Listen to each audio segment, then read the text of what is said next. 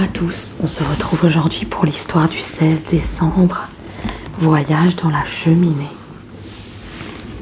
Cyprien voulait en avoir le cœur net.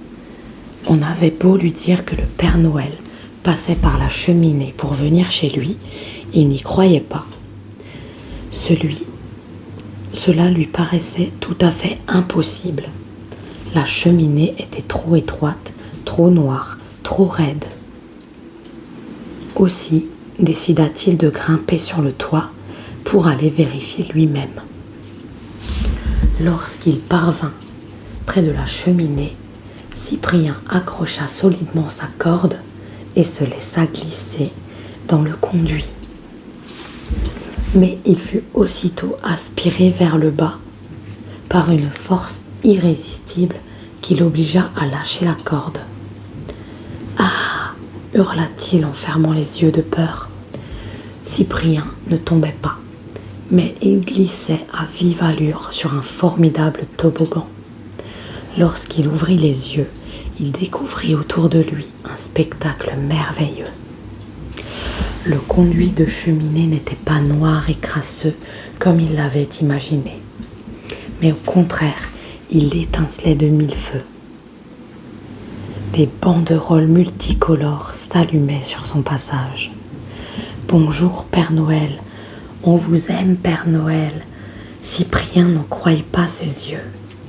Soudain, il ralentit, puis s'arrêta tout à fait. Aussitôt des dizaines de petits lutins surgirent pour lui offrir des bonbons, des gâteaux et des friandises. Il s'activait sans cesser de parler. « Vous devez avoir faim, Père Noël. Prenez des forces pour le voyage. Goûtez ces macarons à la neige. » Cyprien avait beau leur dire qu'il n'était pas le Père Noël, les lutins s'en fichaient. Lorsqu'il eut bien mangé, sa course folle reprit, comme par magie. Un peu plus loin, il s'arrêtait de nouveau. Cette fois-ci, des elfes miniatures s'agitèrent autour de lui pour le masser, lui frotter les pieds et le dorloter. Eux aussi discutaient sans s'arrêter. Vous devez être fatigué du voyage. Vous devez être fatigué par ce voyage, Père Noël. Un petit massage des pieds vous fera du bien. Détendez-vous, fermez les yeux. Cyprien se laissa faire, puis sa course reprit de plus belle. Au dernier arrêt, des fées le coiffèrent et le parfumèrent en le gratouillant gentiment. Le voyage sur le toboggan touchait à sa fin.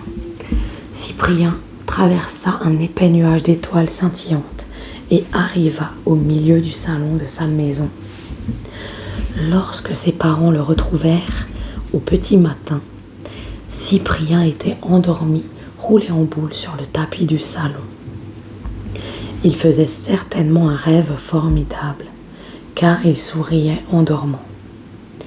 Mais ce qui étonna sa maman, c'est qu'il avait sur le bout du nez une toute petite tache noire de suie. Et voilà, on se retrouve demain, le 17 décembre, pour le baobab et la forêt de sapins. J'ai hâte de vous raconter le baobab et la forêt de sapins. À demain, gros bisous.